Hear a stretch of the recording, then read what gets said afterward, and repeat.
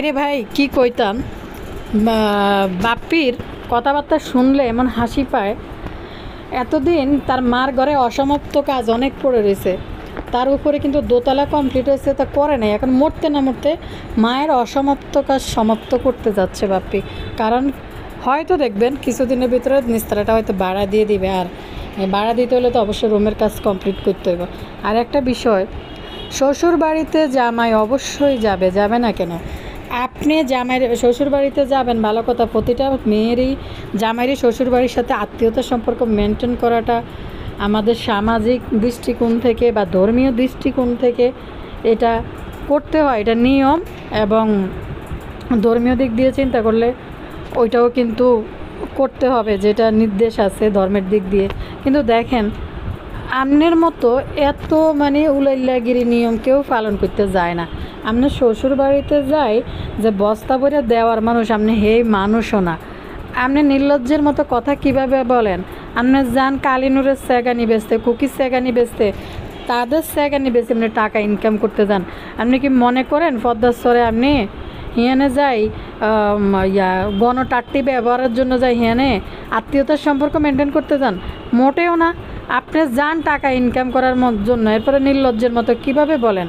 যে তার মানে কি আপনি বুঝাইতে চাইতেছেন সমাজের মধ্যে ৮-১০ জন পুরুষ শ্বশুরবাড়ির লোকদের সাথে সম্পর্ক মেনটেন করে না? সবাই দায়িত্বের জায়গা থেকে অবশ্যই আন্তরিকতার সহিত দায়িত্ব পালন করে, কিন্তু আপনার মতো শ্বশুরবাড়ির লোকদেরকে খোলা ময়দানে ল্যাংটা করে বেচে টাকা ইনকাম করে না। আপনার মতো এরকম ৩০, ৩৫, ৪০ বছরকে মহিলা কোলে উড়াইয়া পুরুষত্বের প্রমাণ কোনো দুলাবাই দিতে যায় না। ভাই, তার মেয়ের জামাই বদার জন্য খাবার নিয়ে আইছে, ভালো কথা। আপনার মেয়ের জামাই খাবার আনে, খাবার দেয়, আপনি কেলানি কীভাবে জিব্বা ২২ লম্বা করে কেলাইতেছেন? মেয়ের জামাই খাবার আনে না, আগে মেয়ের বাবার বাড়ি থেকে খাবার পাঠাতে হয়। উভয়ের জন্য আত্মীয়তার সম্পর্ক মেনটেন করার জন্য দুই পক্ষ থেকেই সমান তালে বিভিন্ন অকেশানে একজন আরেকজনের জন্য খাবার দিয়ে পাঠাইতে হয়, এটা কিন্তু নিয়ম। তো আপনাদের সম্পর্কের কথা তোলেন জনগণের কাছে। আপনার বাড়ি থেকে তানজিলার শ্বশুর বাড়ির প্রতি কী দায়িত্বটা আপনারা পালন করেন বলেন তো? আপনাদের তো একটাই দায়িত্ব, তানজিলা রোজগার করে তাদেরকে খাওয়ায়। আর আপনার জামাই কুমড়ো ফটাস জামাই, 2 পয়সার মুরুদ নাই। আপনার মাইয়ার টাকায় যদি আপনার জন্য খাবার না দিয়ে পাঠাইতো, কারণ দিতে হবে তো, এগুলো আপনার জন্য যৌতুক। না দিলে তো আপনার কি বলে, যৌতুক যদি না পান তাহলে তো মেয়ে বাবা ডাকতে পারবে না, সেই স্বীকৃতি আপনি দিবেন না। কখনো তানজিলা আমার বাড়ি দাবি করতে পারে না, বাবার বাড়ি দাবি করে, বুঝছেন? ভাইরে ভাই কি বলবো, আমি তো মনে হয় কেন করে সালাম দিনও। দুই পক্ষের উলাইল্লাগিরি শুরু হয়ে গেছে শারমিনের সংসার ভাঙ্গাতে। বেল্লাল উতলা বেড়ে শুয়ে নাচতেছে, খুশির ঠেলায় নাচা শুরু করে দিছে শারমিনের টাকা পয়সা হাতানোর জন্য। এদিকে রাজমিস্ত্রির পরিবাররা শারমিন চলে যাওয়াতে তারা অনেক খুশি। এক বেয়াদব মেয়ে রাজমিস্ত্রির বাসায় এসে শারমিন চলে যাওয়া সম্পর্কে সে যে কথা বলছে, আমার তো শুনে অবাক হয়ে গেছে গে। এখন তো বোঝা যাইতেছে তারা কেউ চাইতেছে না শারমিন বা রাজমিস্ত্রির সংসারটা টিকে থাকলে তাদের টিকে থাকলে এরা আনাগোনা করতে পারবে না। এবং রাজমিস্ত্রির সংসারে শারমিন ফিরে এলে রাজমিস্ত্রি এরকম কন্ট্রোভার্সি তৈরি করে টাকা পয়সা ইনকাম করতে পারবে না। এরা তো খুশিতে আনন্দে আছে দুই পরিবারের মধ্যে।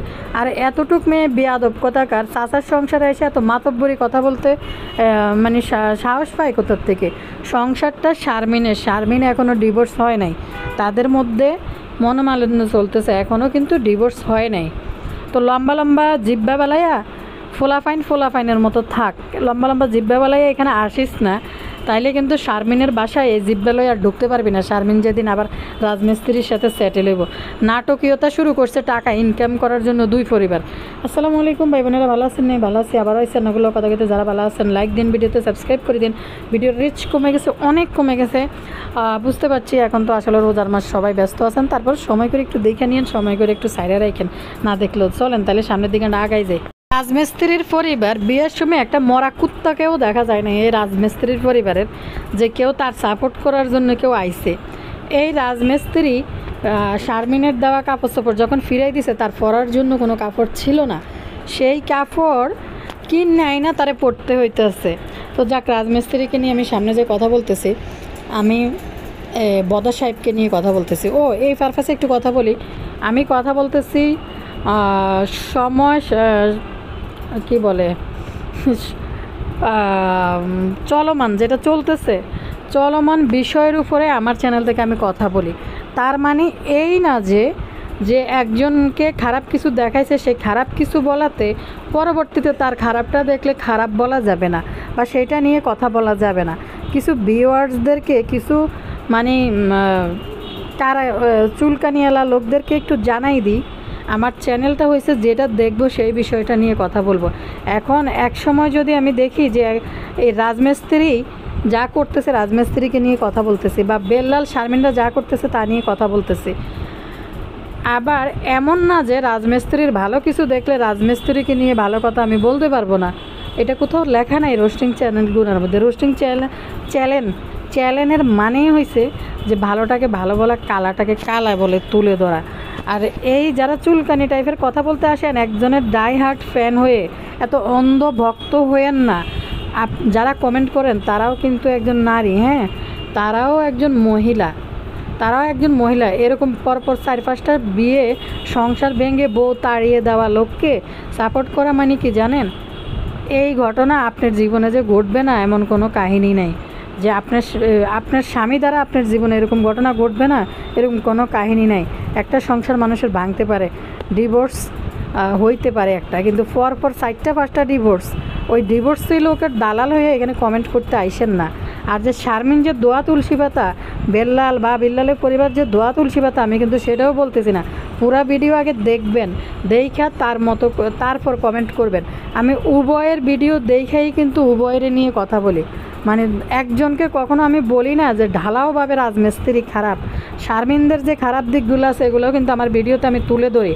ফুল ভিডিও দেখবেন, তারপরে কমেন্ট করবেন, আর নাহলে কমেন্ট করার কোনো প্রয়োজন নাই। থাকে এখানে আমি ইয়েরে নিয়ে কথা করি, বাপ্পির নিয়ে কথা বলি।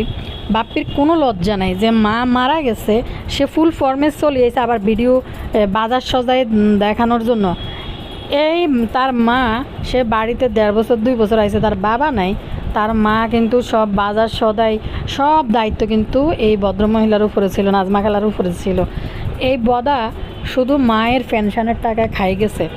মায়ের পেনশনেটাও তার মা, অবশ্যই তার অধিকার আছে তার মারটা সে খাওয়ার, কিন্তু সে ছেলে হিসাবে কখনো কারো প্রতি দায়িত্ব পালন করে নাই। মাহিনুরের জুতার বাড়ি খাইতে যায় পদ্মার স্তরে, জুতার বাড়ি খাইতে ইয়ে কারণ হয়েছে কি, বদা জানে মাহিনুরের বাপের বাড়িতে টাকার খনি আছে। বদা ঘরে থেকে মা করলে ভিডিও বেশি রিচ হয় না, যার কারণে মাহিনুর বাড়িতে যায় যে বদা গণটাট্টি ব্যবহার করে। কালিনুরের দুর্গন্ধযুক্ত কম্বল গায়ে দিয়ে শোয়ে নোংরার ভিতরে, যেই নোংরা ঝাড়ু দিয়ে ঘরের ফ্লোর, মাটির ফ্লোর ঝাড়ু দেয়, এটা দিয়ে বিছনা ঝাড়ু দেয়। তো এই বদায় নাজমা খালার পেট থেকে হয়েছে যে মহিলা এত পরিষ্কার পরিচ্ছন্ন, যে তিশার একটা ল্যাব ভাঁজ করা সেটাও তার দেখলে নাজমা খালার নাক উস্কানি দেয়। তো এই বদা কিন্তু এই নাজমা খালার ঘরের সন্তান। সে শুধু পদ্মার স্তরে যায় বাইদানিদেরকে ব্যবহার করার জন্য, টাকা ইনকাম করার জন্য। জামাই হাজারটা আছে, মানুষে তার হিংসা করে শ্বশুরবাড়ি যাওয়াটা নিয়ে। শ্বশুরবাড়ি আপনার সহধর্মিনী, তার বাড়িকে সাপোর্ট অবশ্যই, একজন যা সম্পর্ক হইলে সাপোর্ট অবশ্যই করবে, কিন্তু ভদ্রতার সহিত জামাইয়ের দায়িত্ব, জামাইয়ের ভদ্রতা মেনটেন করে শ্বশুর বাড়িতে যাইতে হয়। কিন্তু শাশুড়ির স্যাগায় বই রয়েছে, শাশুড়ির প্রাইভেট পার্ট বাইর করে পড়েছে, হেনে যায় ক্যামেরাটা তাক করে ধরার জন্য। কোনো জামাই আপনার মতো নির্লজ্জ হয়ে শ্বশুর বাড়িতে যায় না।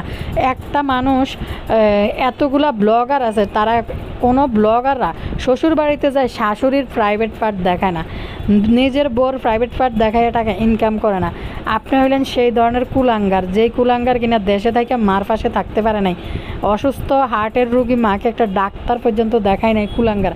আবার আসে এখানে বড় বড় কথা বলার জন্য। নির্লজ্জ এই বদা, যেই কিনা যার মা মরে গেছে, যে এখনও 12 দিন পার হয়েছে, সেই কিনা তার মেয়ের জামাই খাবার নিয়ে আসছে, সেই খাবার বাইর করি সে ব্লগ বানায়।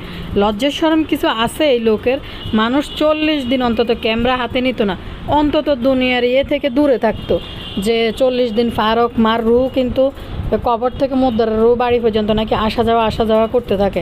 এই নির্লজ্জ ক্যামেরা ওপেন করে আল্লাহ যেন আমার মাকে ইয়ে করে, জান্নাতবাসী করে, মায়ের জন্য দোয়া করবেন। হ্যাঁ, মায়ের জন্য দোয়া করবেন। এবার এতদিন আসিল তাবিয়ার জন্য দোয়া করবেন। হ্যাঁ, দোয়া করবেন, কিন্তু দোয়া করবেন। এবার শুরু হয়েছে মা মারা গেছে, মা মরার আবার সিনফেতি নিয়ে আবার শুরু হবে মায়ের জন্য দোয়া করবেন, মা মা মা মা এ করে আবার চোখের পানি ছাড়ি, এরপরে আবার ভিউজ আদায় করতে চলে যাবে।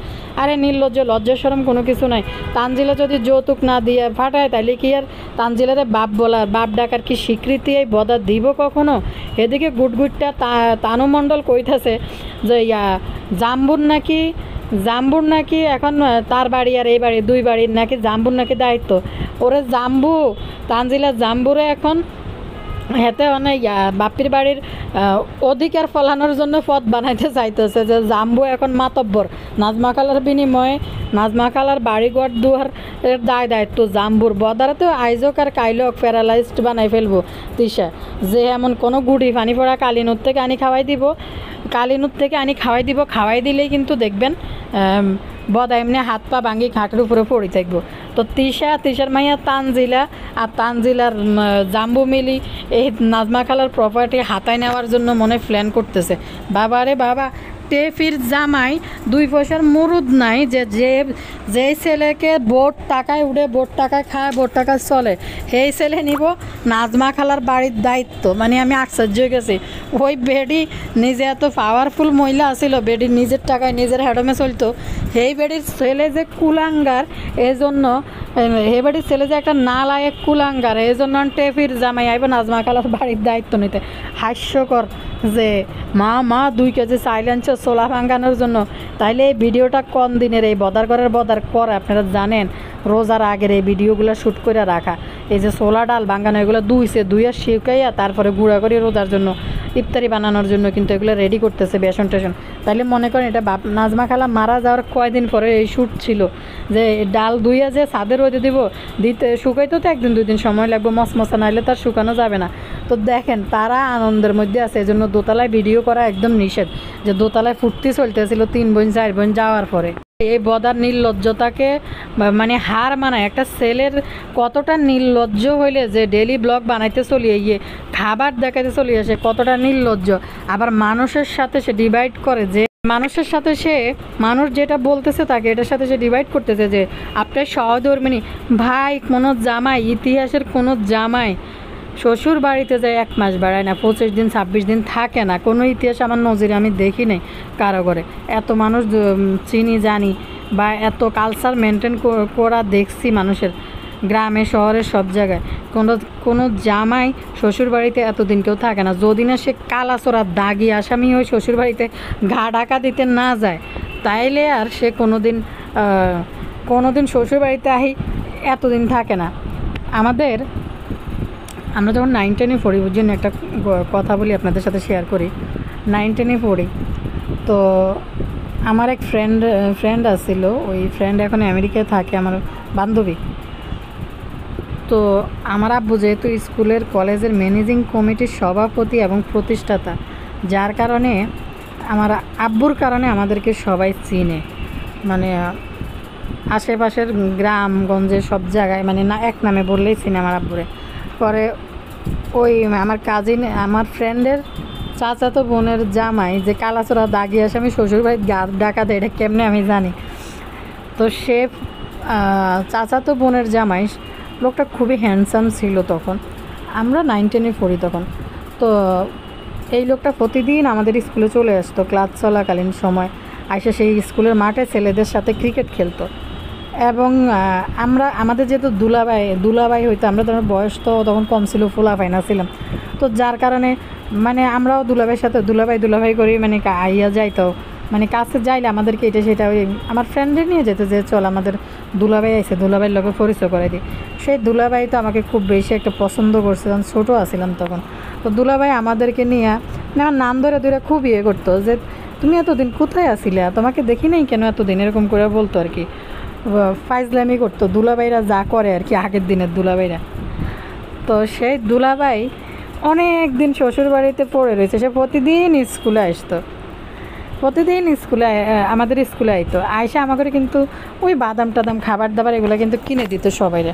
আমরা 3 বান্ধবী ছিলাম, সবাইরে খাবার দাবার কিনে দিত।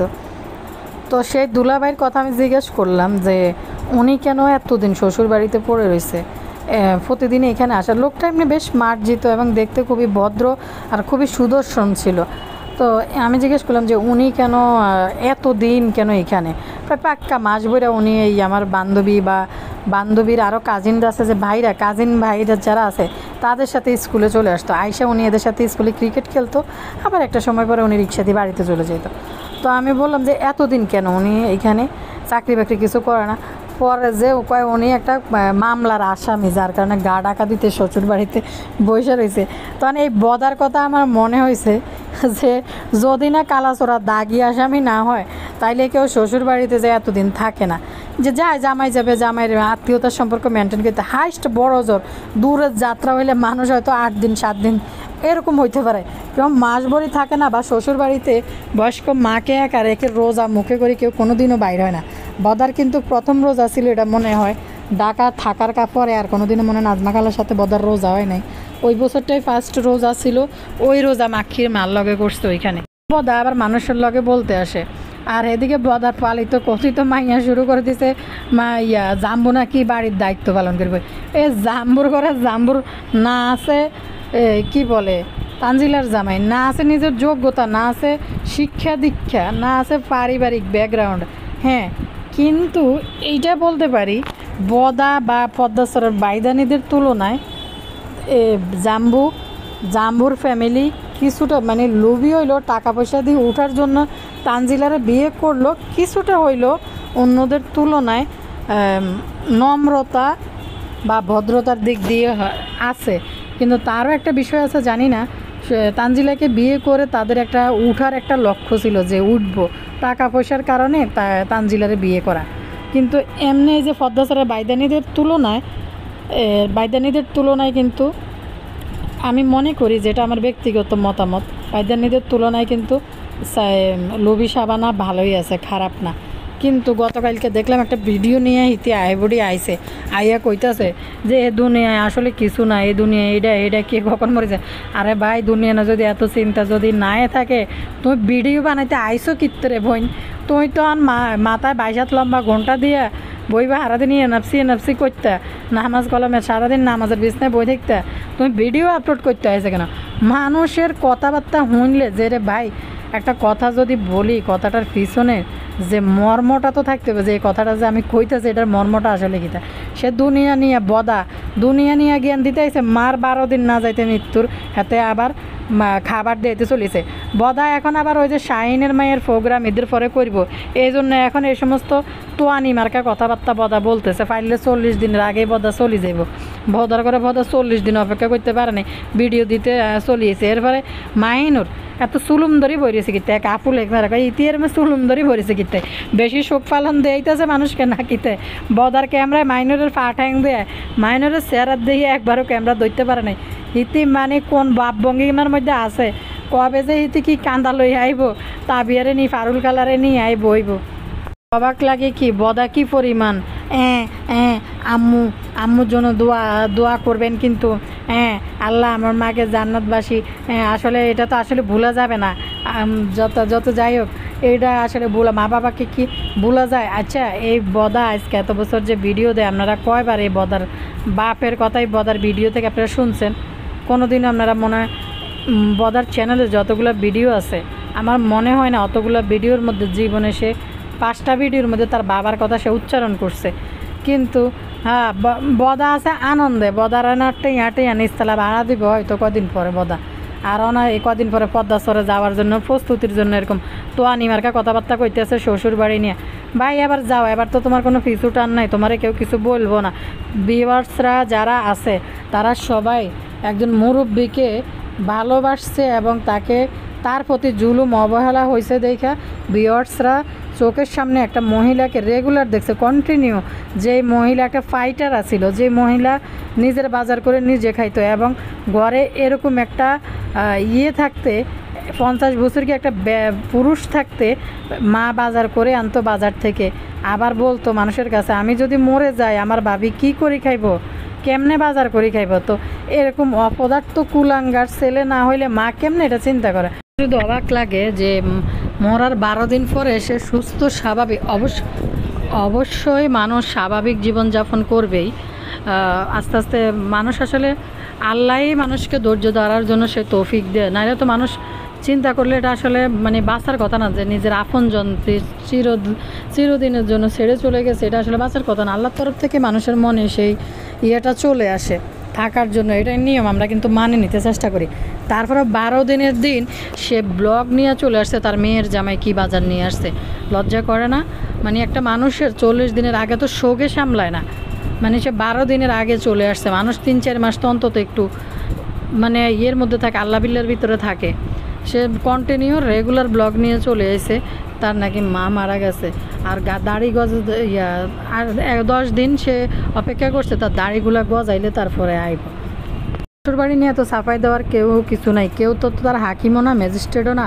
নাজমা খালার প্রতি তার ভালোবাসা বা একটা মুরব্বির প্রতি সিম্পেথি থেকে কিন্তু দর্শকরা তাকে এই ধরনের কথা বলছে।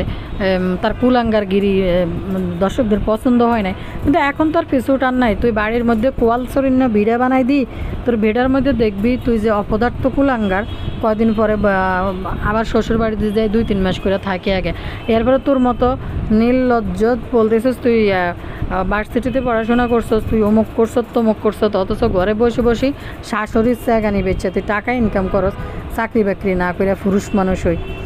তো কি বলে দেখেন, সুস্থ স্বাভাবিক একটা ব্লগ কিন্তু সে তার বাড়ি থেকে নর্মাল অবস্থায়, এখন মার মরার কথা বলে একটা সিম্পেথি খাইয়ে ভিডিও আপলোড করতে পারে। সুস্থ স্বাভাবিক অবস্থায় নাজমা খালা থাকা অবস্থায় সে ঘর থেকে খুব বেশি একটা ভিডিও আপলোড করতে পারতো না, বা পদ্মার স্তরে যায় চিনে না জানে না, হেও তো আমার হুবু হুবুর ক্ষেত মাঠের মধ্যে গেছে করে টমেটো বানানি খাইতে। তো এখন তো তারা আর কেউ আটকাইবো না যে তুই আটকি থাক, এরা তো কেউ আটকাবো না। এখন তুমি যে শ্বশুরবাড়িতে চলে যেতে পারো, তোমার আর কোনো ফিসুটান নাই, নির্লজ্জ না লায়ক কোনানকার আবার শ্বশুরবাড়ি সাফাই দিতে এসে। লজ্জা থাকলে পদ্মা স্তরের কথা, প্রতিটা দর্শক আমার এখানে কমেন্ট করছে যে বাপ্পির যদি লজ্জা থাকে বাপ্পি কখনো আর শ্বশুরবাড়ির কথা মুখ দিয়ে বাইর করবে না, আর পদ্মা স্তরে যাবে না। যাওয়ার জন্য নির্লজ্জ কী শুরু করছে, ইটটা মনে হয় আবার পদ্মা স্তরে করবো বাপ্পি। তারপর দর্শক যাক কুলাঙ্গারের কথা ইন্দি থাক, শারমিনের জামাইয়ের কথা বলি। শারমিনের জামাই 2 পরিবার টাকার একটা স্বাদ পাই গেছে, এদিকে বেলাল টাকা স্বাদ পাইছে, ইউটিউব থেকে টাকা ইচ্ছা মতো কামাইতে পারবো শারমিনের এটা নিয়ে বিজনেস করার জন্য। আর শারমিন স্বাভাবিক জীবন যাপনে করতেছে, মার্কেটে যাই বেলালের জন্য কেক কিনে নিয়ে আসতে, সংসারটা কিন্তু ভাঙার পথে। হ্যাঁ, এইভাবে যখন মানুষ বলে না যত ঝগড়া হোক, যত বিভেদ হোক, যত যাই হোক, হাজব্যান্ডের সাথে ঝগড়া করেও কিন্তু কখনো হাজব্যান্ডের সাথে রাগ করে অন্য রুমে ঘুমাইতে দিতে যাওয়া যাবে না, তাকে ছেড়ে কিন্তু আলাদা রুমে থাকা যাবে না, রাগ করে অভিমান করে। যত যাই হোক এক খাটে থাকতে হবে এবং কথা বলতে হবে, অভিমান করে কথা আটকায় রাখতে হবে না। তা না হলে পুরুষ মানুষ এমন জিনিস যে তাকে 1-2 দিন ছাড় দিলে সে এমন হাতছাড়া হয়ে যায় আর জীবনে তার ধরা লাগল পায় না। আর এই রাজমিস্ত্রি এখন যে পরিমাণ টাকার স্বাদ পাই গেছে, সংসার করার ইচ্ছা থাকলেও রাজমিস্ত্রি এই প্রসেসটাকে যে লেন্দি করে রাখবে এবং এই সম্পর্কটা ঠিক করার চিন্তা ভাবনা করবে না। একদিকে দেখতেছে যে সম্পর্ক ঠিক না করলে তো সমস্যা নাই, কারণ টাকা আসতেছে। আর রাজমিস্ত্রির যারা আত্মীয় স্বজন এখন যাদেরকে আম্মু বইলা বাসায় জায়গা দিছে, এসব মেয়েদেরকে, এসব ভাইদেরকে কিন্তু রাজমিস্ত্রির আশেপাশে বিয়ের সময় কিন্তু দেখা যায় নাই, কাউকে একটা আত্মীয় স্বজনকে দেখা যায় নাই। এখন এক মাইয়া আইনা বাসার মধ্যে উঠাই রাখছে বাতিজি জামাই বাতি, তাকে ওটাও চ্যানেল নিয়ে আইব, এটাও চ্যানেল নিয়ে আইব, ওটারও টর্চার আপনাদেরকে সহ্য করতে হইব কিছুদিন পরে। দেখবেন ওই ফকিন্নির জাতেরাও কিন্তু আসতেছে যে ইউটিউব চ্যানেল নিয়ে। ওই মেয়ে শারমিনের সংসারের ভিতরে ঢুকে বলে যে যেখানে আছে যে যার মতো ভালো আছে, আমরাও আমাদের মতো ভালো আছি, এখানে তো এখন আর কেউ নাই, আমাদেরকে গুছাইতে হইব। মানে দেখেন কীরকম ছোটো মেয়ে, বয়স কিন্তু বেশি না, কী পরিমাণ খোঁচা মাইরা শারমিনকে কথা বলতেছে। কি বেয়াদব, শাশির সংসারের ভিতরে ঢুকি শাশির সংসারের কর্তৃত্ব নিয়ে শাসার লগে এখন ভিডিও বানানোর জন্য ঢুকছে, বেয়াদব কথাকার। এবার শাশুড়ি নিয়ে খোঁচা মাইরা কথা বলে, কী পরিমাণ নির্লজ্জ এই মেয়ে যে কীভাবে শাশুড়ি নিয়ে এই ধরনের কথাবার্তা বলতে পারে। সংসারটা কিন্তু শারমিনের, সংসারটা কিন্তু এখনও ডিভোর্স হয় নাই, শারমিনের সংসার কিন্তু শুরু করছে। আর আরেকটা বিষয়, এই সুইপার পট্টিরা কি এই সমস্ত বাসার ভিতরে থাকার মতো যোগ্যতা রাখে? একটা টাইলসওয়ালা বাসার মধ্যে বাসা, যদিও আহামরি কিছু না, নর্মাল বাসা, যা স্টাইল চালা, তো এরকম বাসার মধ্যে থাকার মতো কি এই সুইপাররা কি যোগ্যতা রাখে? শারমিনের কারণে এই সুইপাররা এখানে থাকতে পারতেছে, কারণ শারমিনের কারণে তার ইউটিউব চ্যানেল হয়েছে এবং এই ধরনের কন্ট্রোভার্সি তৈরি করে দেওয়ার কারণে তাকে এখন কিছু সংখ্যক লোক সাপোর্ট করতেছে। বাবুরে কিতা কইতাম, এই ছোটো লোক ফকিন্নি মনে করছে যে যতটা এটাকে আর সমাধান না করে এটাকে এইভাবে রাখলে ইউটিউব থেকে ভালো টাকা ইনকাম করা যাবে বা ভালো ভিউজ আদায় করতেছে ইউটিউব থেকে। কারণ এই রাজমিস্ত্রির স্বপ্ন আসলে না এত ভিউজ সে কোনো দিন পাবে, যেহেতু এখন শারমিনের সাথে একটা দ্বন্দ্ব চলতেছে, এই উসিলায় রাজমিস্ত্রিকে যেহেতু কিছু সংখ্যক ভিউয়ার্স সাপোর্ট করতেছে, এখন রাজমিস্ত্রির জিব্বা 22 লম্বা হয়েছে, মনে করছে এই সম্পর্ক এখন আর ঠিক করার দরকার নেই, এভাবেই থাক, টাকা ইনকাম করে লই। আর আরেকটা বিষয় দেখেন, ইউটিউবে আইসা রমরমা আসা, শারমিনকে বিয়ে করে রমরমা টাকা ইনকাম করে, যেই ফকিন্নি বিয়ের সময় বলে যে একটা শাড়ি নিজের বউকে দিতে পারবে না, বিয়ের শাড়িটা পর্যন্ত শারমিন কিনে নিছে। যেই লোক শারমিনের কাপড় ফেরত দেওয়ার পরে পরার জন্য আর কোনো কাপড় নাই, কাপড় কিনে না পরতে হইতেছে, সেই লোক এখন তার বাইকে নিয়ে গার্মেন্টসের ব্যবসা দিব। আর রাজমিস্ত্রির আশেপাশে যে সমস্ত লোকগুলো আছে এগুলো কেউই চায় না এখন রাজমিস্ত্রির সংসারটা টিকে থাক, কারণ এই রাজমিস্ত্রির হেল্পার ইউটিউব থেকে যে কন্ট্রোভার্সি করে যে ভিউজ আদায় করে টাকাটা ইনকাম করতেছে, আস্তে আস্তে রাজমিস্ত্রির সাথে লাইন ধরে রাজমিস্ত্রির পরিবারের যা আছে দল বাইন্দা নামবো। এই যে মেয়ে কত বড় বেয়াদব দেখেন, চাচির সংসারে ঢুকে চাচিরে খোঁচা মাইরা কথা বলে। এই মেয়ে তো এখানে গেস্ট, হ্যাঁ, এ চাচার বাসার ভিতরে হয়েছে গেস্ট। আর এই মেয়েদের বাসায় যে মেয়ের মা অত্যন্ত জঙ্গলি, মানে টাইপের মহিলা যদি 1 নাম্বার জঙ্গলি হয়, সেই রাজমিস্ত্রির মা আরও 10 নাম্বার জঙ্গলি। তো ওই মহিলা সংসার যেহেতু ভাঙতে না পারে রাজমিস্ত্রির মা, ওই বাসাতে মেয়েদের বাসাতে কিন্তু রাজমিস্ত্রির ভাইয়ের বাসাতে কিন্তু তার বাবা মা কেউই অ্যালাউ না, ওইখানে তার পরিবারের ভিতরে কেউ এন্ট্রি নিতে পারে না। আর 2 ভাইয়ের কেউই কিন্তু তার মা বাপকে আগে কখনো দেখে নাই। আর এখন শারমিন বদলতে যে মাল্টিপ্লাগের বদলতে ইউটিউব থেকে কিছু টাকা সে আর্ন করতেছে, সেটার কারণে দর্শকদের কিছু সাপোর্ট পাইছে তার বাবা মারে পাশে রাখার জন্য। আমরা তো বাঙালি মুসলমান মানুষ, আমরা মানে কিছু বিষয় দেখলে খুব ইমোশনাল হয়ে যায় যে না মা বাপরে দেখতেছে, ঠিক আছে, এটা দেখলে যার কারণে রাজমিস্ত্রি সেই সুযোগটাই নিছে, এখন তার মাকে নিয়ে আসছে। আস্তে আস্তে এই ফকিন্নি পরিবারের সুইপারপট্টির সবাই আস্তে আস্তে কিন্তু নামবে ইউটিউবের মধ্যে। আমি আশ্চর্য হয়েছি, একটা গেস্ট চাচার বাসায় আসছে, যে এই মেয়েতে তো কথা বলার দরকার নাই, যে আমরা আমাদের মতো করে আমরা ভালোই আছি, যে যার মতো যেখানে আছে সেখানে ভালো থাক, আমরা আমাদের মতো করে ভালোই আছি। কি নির্লজ্জ রে বাবা, তুই গেস্ট না, তোর এত কথা বলার দরকার কি? তোর বলার জন্য বলা উচিত ছিল যে আমরা তো চাচির বাসায় চলে আসছি, চাচি দেখলে আরও বেশি মজা হইতো, আরও বেশি ভালো লাগতো। চাচির অনুপস্থিতিতে আমি তার বাসায় বেড়াইতেছি, এটা ভালো লাগতেছে না, চাচি থাকলে আরও বেশি ভালো হইতো। বিষয়টা কিন্তু এই মেয়ে এইটা বলতো, কিন্তু দেখেন রাজমিস্ত্রি এখন শারমিনরে ফেরত আনুক তার ভিউজের আর তার টাকার ঝনঝনানি দেখে রাজমিস্ত্রির পরিবারও চায় না আর শারমিনের সাথে সংসারটা টিকুক। যত যাই হোক, রাজমিস্ত্রির এতগুলো সংসার ভাঙছে, শারমিনের একটা সংসার ভাঙা মহিলা, কোনো মানুষ চাইতে পারে না কারো সংসার ভেঙে যাক, সংসার ছেড়ে দেখ, এটা কেউ চাইতে পারে না। 2 পরিবারের নির্লজ্জ। বিল্লাল হেদিক দিয়ে আনন্দ ফুর্তি করতেছে তার জন্মদিন, এবং সে মহা খুশি, দুমদামে জন্মদিন বানাইতেছে, এবং তার শ্বশুর বাড়িতে সে খাবার দিয়ে ফাটায় কী পরিমাণ বাহাদুরি দিতেছে, সম্পূর্ণ ইউটিউবের কারণে বাহাদুরি দেখাইতেছে। শ্বশুর বাড়ির জন্য বাজার করে পাঠাইতেছি, ওরে বদার গু ফাড়ে এসে এবার বাজারে যায় মনে হয়, এর মধ্যে যায় মনে হয়। তো যাই হোক, বেল্লাল খুশিতে আছে কারণ শারমিনের সংসারটা ভেঙে গেছে, ফার্নিচারগুলো বেল্লালের এখানে উঠাই ফেলছে, আর এখন শারমিনের টাকা পয়সা বুক করতে পারবো। আর এদিকে রাজমিস্ত্রির পরিবাররা চারিদিক দিয়ে কবজা করে বসে, রাজমিস্ত্রি যেন শারমিনকে আর ফেরত না দেয়। আর লোভী রাজমিস্ত্রি ইউটিউবের টাকা পাই মনে করতেছে যে শারমিনকে এখন আর ফেরত আনার দরকার নেই, এখন ইউটিউব থেকে টাকা আসতেছে। প্রথম যখন দেখেন নাই আমার ম্যাডামকে আমি ভালোবাসি, চলে আসো, তুমি চলে আসো, কী থেকে কী হয়ে গেল, এই রাজমিস্ত্রি বলে সেই এমন কোনো কন্টেন্ট বানায় না যেটা বানাইলে বাচ্চারা নষ্ট হইব বা কারো ক্ষতি হইব। ছোট্টা ফৈন্যের ঘরে ফৈন্যের তুই কী কস? তুই তুই যে ফাঁসি দিছিলি, এটা এটা কি তুই যে একটা নাটক বানাইছিলি তোর ফাঁসির, এটা কি সমাজের জন্য ক্ষতিকারক না? তুই যে 4টা বিয়ে করছো, একটার পর একটা মেয়ের জীবন নষ্ট করছো, 5 নাম্বার বউ শারমিন, ওইটা সমাজের জন্য ক্ষতিকারক না? এটা যে ঢালাওভাবে প্রচার হইতেছে, নির্লজ্জ কথাকার, আবার বলে আমি কি এমন কোনো কন্টেন্ট বানাইছি? তুই যে সেদিন ক্যামেরার সামনে নেশা করি আই বসছো, এটা কি দর্শকরা দেখে নেই? নির্লজ্জ কথাকার, এরা দেখেন। বিয়ে করতে করতে করতে করতে এদের কোনো লজ্জা শরম কোনো কিছু নেই। আর এখন ইউটিউবের টাকার স্বাদ এমন পাওয়া পাইছে, ফকিন্নিগুলো সব এখন ইউটিউবের মধ্যে জাফাইয়া পড়তেছে। এই রাজমিস্ত্রির ভাই ভাবি রাজমিস্ত্রির বিয়েতে কি আসছিল? কেউ আসে নাই।